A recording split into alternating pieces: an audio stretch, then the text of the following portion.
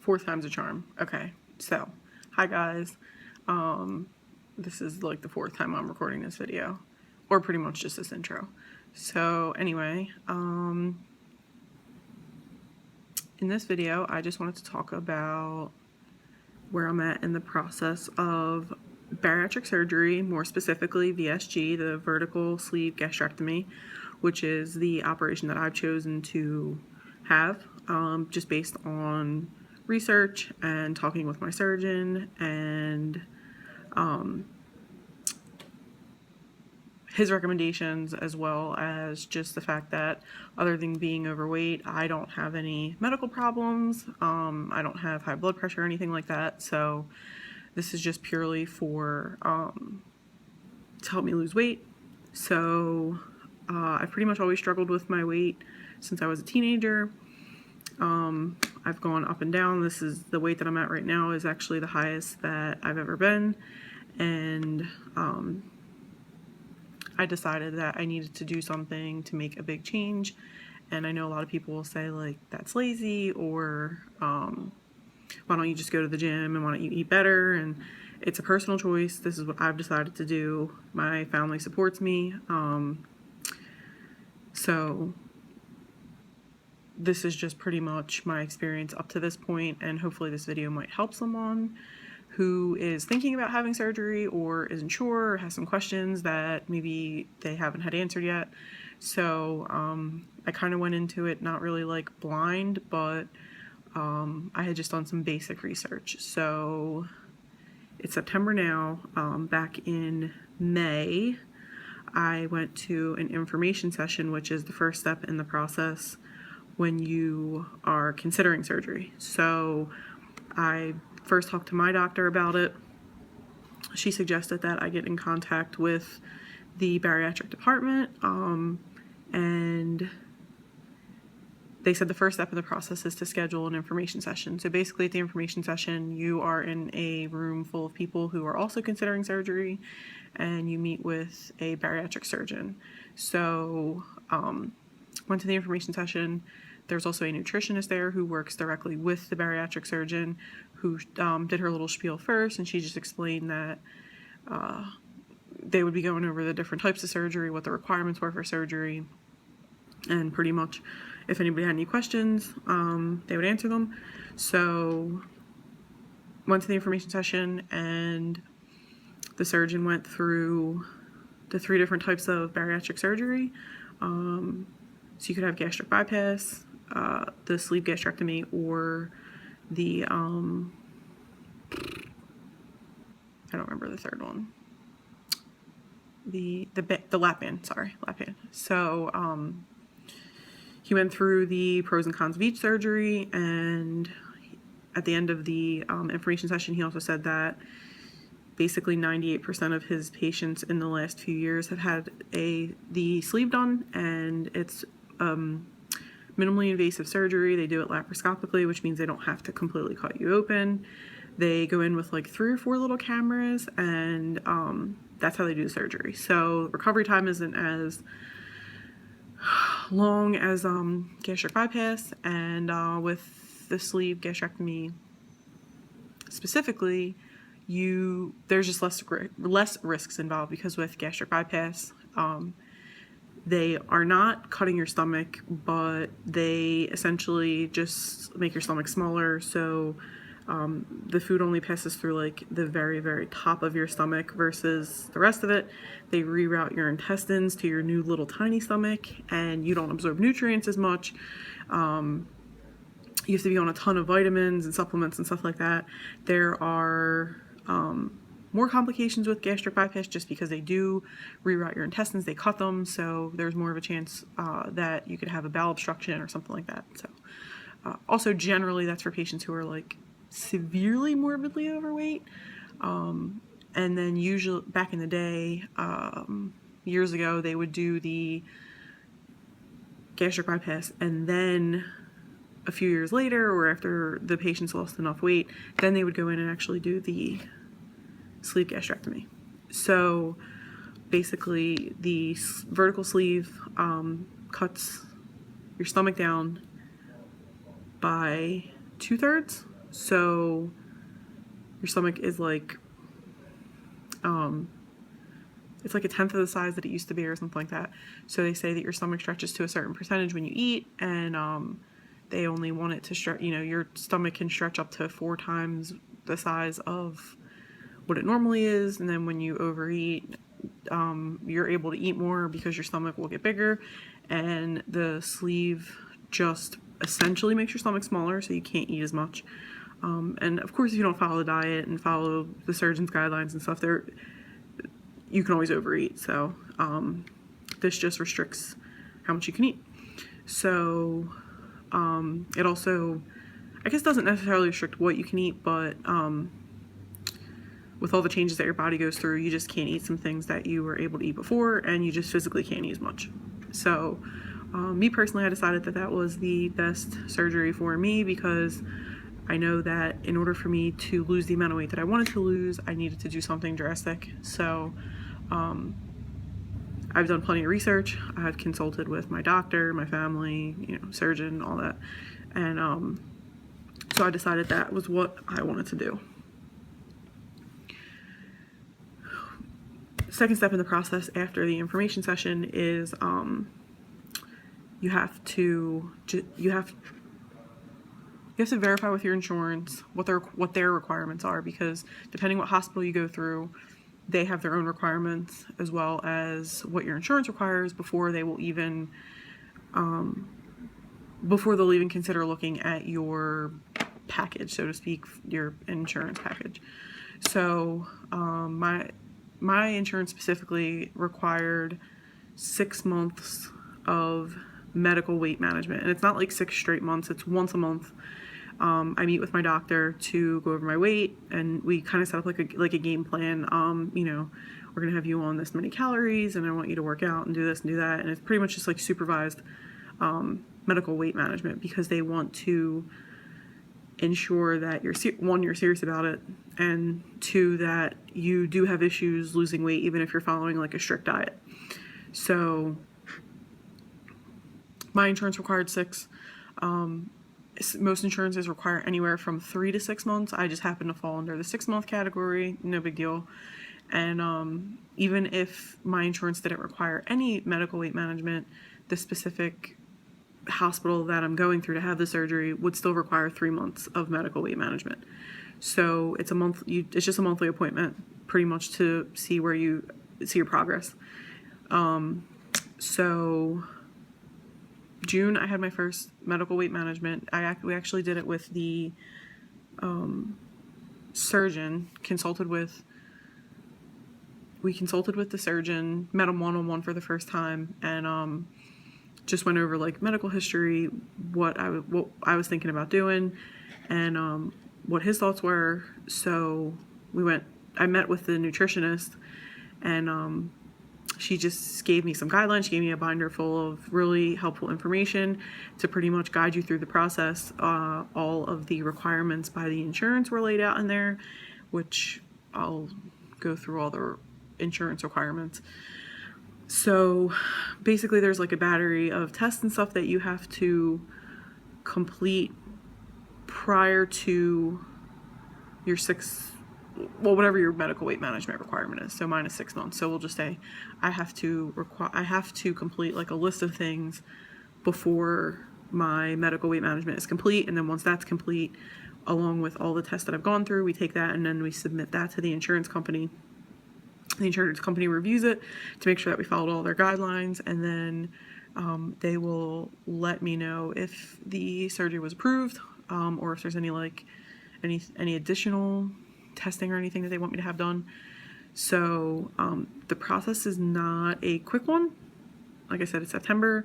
I started the process in May, and I'm actually not even looking to have surgery until February of 2017, because the 6 months was June, July, August, my 6-month medical weight management will be over in December, and then that's right around the holidays. And then once you finish everything and you submit it to the insurance company could take anywhere from 2 to 4 weeks to get back to you and let you know if it was approved, let you know if they want you to do anything else. So that would put me into January-ish. And then once you actually are approved for the surgery and you set your surgery date, you have another 2 to 4 weeks before you actually have the surgery, because you have to go to a nutrition class and you have to be on a special diet like 2 weeks prior to surgery. So all in all, even though my medical weight management will be done in December, I still have basically until February-ish until I can have the surgery.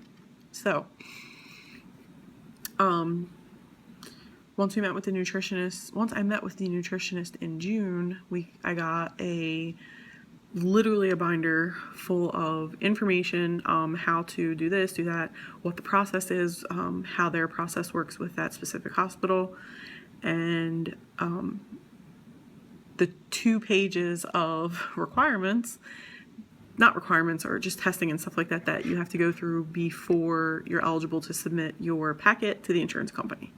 So, along with the 6 months of medical weight management, I had to have an upper GI done. It's basically you go to a radiology, any radiology company, I guess, whatever your insurance covers, go to a radiologist and you drink this like chalky stuff, and as you drink it, they take a bunch of x-rays of your upper gastrointestinal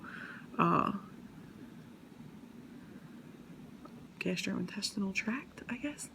Anyway, so they just do like a bunch of pictures, like they just snap, and then they look to make sure that you don't have any hernias, or that you can swallow correctly, that you won't have any issues or anything like that. So mine came back fine. I didn't have any issues. So that was the first thing that you have to do. They also require blood work, but you don't have to get that done right away, because I mean, you have at least 6 months until all of your requirements are met. So upper GI, blood work. I had to see a psychologist, which insurance does not cover, so I had to pay out of pocket for that. The hospital that I went through, it was $275. You go see a psychiatrist, they ask you a bunch of questions, they just want to make sure that you're mentally fit for surgery, that you're mentally fit to have the surgery, because it's a big life changer, essentially. They just want to make sure that you're basically ready for it. They want to make sure that you have support from your friends, family, whoever is closest to you, and they just basically need to make sure that you're mentally prepared for it. I didn't really know what to expect going into that appointment, but I mean, it was maybe 30-45 minute appointment, and they just ask you some basic questions about your health and why you want to have the surgery and stuff like that. So they'll also, maybe if you have like some type of mental issue, they might want to treat you or see you a few more times before they'll clear you for surgery. So thankfully I didn't have any of those problems, and the psychiatrist said at the end of the appointment that, you know, he'll write a letter of support to say that he thinks that I'd be a good candidate for surgery, which was awesome. So got that done. You also have to see a pulmonologist just to make sure that your lungs work, that your lung function's good, that you'll be able to stand up to anesthesia. And they also, when you go see the pulmonologist, they require you to do an overnight sleep study, basically to see if you have sleep apnea, because if you do, it's not going to disqualify you from surgery. They'll just require you to wear one of those CPAP machines once you go under anesthesia. So, and that's just like that mask thing that helps you breathe while you're unconscious, essentially. So, I actually just did my overnight sleep study. Today is Sunday. I did it on Friday, and it was like really awkward. It wasn't awkward. It was just more annoying because they hook you up to like a million electrodes, but they put this like paste wax stuff all different spots in your head, so it's like all in your hair. You definitely have to wash your hair like the next morning.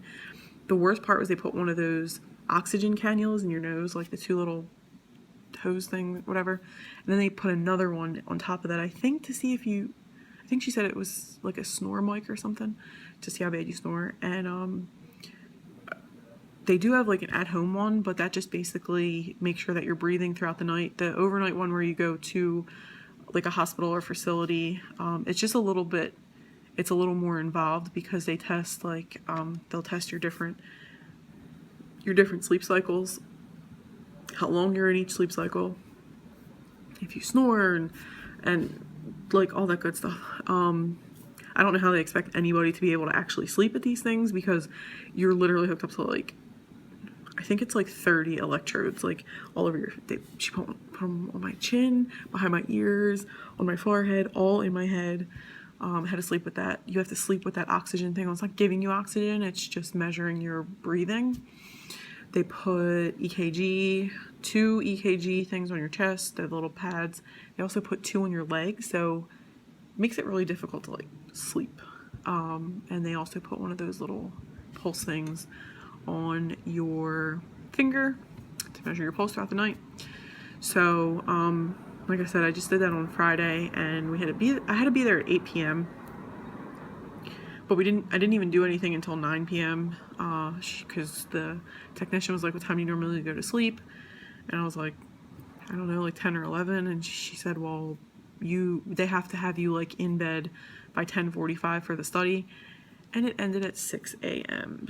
So I personally didn't sleep at all. I was up I think I dozed off from 11 to 1. I was back up at 1, dozed off a little bit after 1 till 3, got up at 3 because I had to go pee, and then 5:55 she came in and woke me up.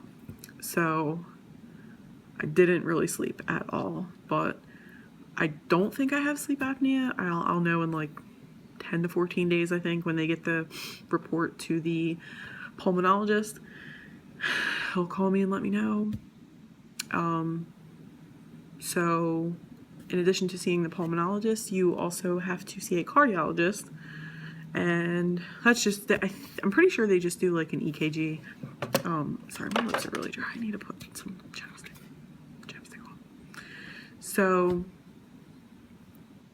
cardiologist will just do an EKG to make sure that your heart function's good, and again, it's just to make sure that you can withstand surgery.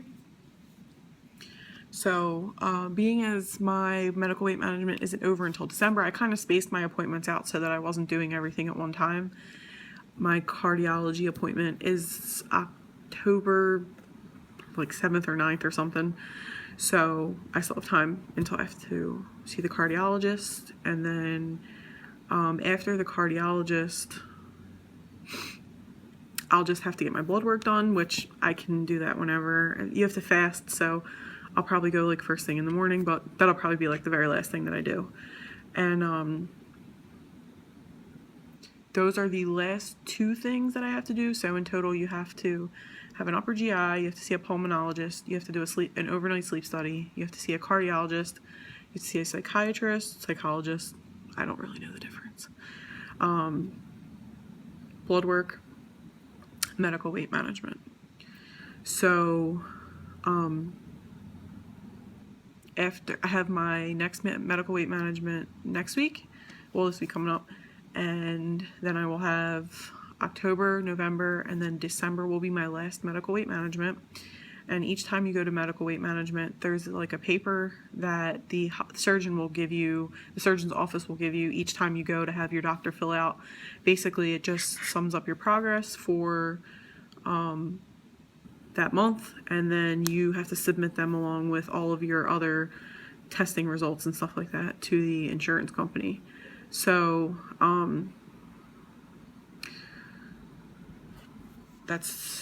I have September's appointment, so September, October, November, December. I'm sorry, I'll be done in November, not December. I'm sorry.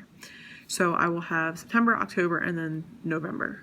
So November will be my last medical weight management, and then I just have to make sure that my cardiology report and then my blood work is submitted to the surgeon's office, and that they have everything that was required of me.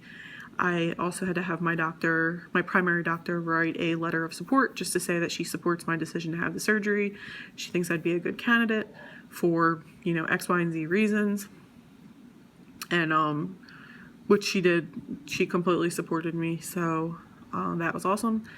And Yep. So in November, after my appointments, you have to space them out every 30 days because the insurance company will reject you if you go to if you try to do like 2 appointments in 1 month, or if you do on June 1st and then you try to do an appointment on like June 30th. Like, it has to be exactly 30 days, like month to month.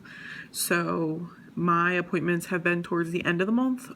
My appointment's September 29th. I try to just do them on like the 29th of every month.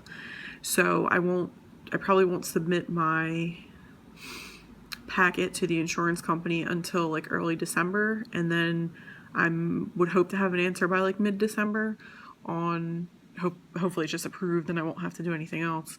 And then we'll see, but I'm still shooting for February just for like personal reasons, because time off of work and stuff like that. So and then we have to go by the surgeon's schedule, and I have to see when I can take that nutrition class, which is something that you also have to pay for, that is not covered by insurance. Well, from what I understand, it's not covered by any insurance. So the things you have to come out of pocket for are the psychologist, which just the one that I went to was $275, and the nutrition class I believe is $200. So I would just suggest that if you're thinking about it or considering it, just know that there are going to be some out-of-pocket costs, that just you can try to submit it to your insurance. They may or may not cover it. I have Blue Cross Blue Shield, so they don't really cover anything that's not required. I'm hoping that they don't give me an issue with any of my packet or anything like that. So far I haven't had any issues at all. And yep, so I'm shooting for February, and I don't think I'm forgetting anything. If anybody has any questions, feel free to leave me comments down below, and I will try to answer any questions that you have. I haven't really told, I haven't really just announced it to the world. Like, my family knows, a couple people at work know, my close friends know, but this is basically the most information that I've given to anyone. So I'm kind of excited. Hopefully I see a lot of support. So if you guys have any questions about the process or anything that I may have missed, feel free to let me know in the comments below, and next time I have an update, I will hopefully record another video. But basically that's everything to date, and nothing's really going to change until I'm kind of ready to have surgery. So that's about it. Let me know if you guys have any questions, and I will see you next time.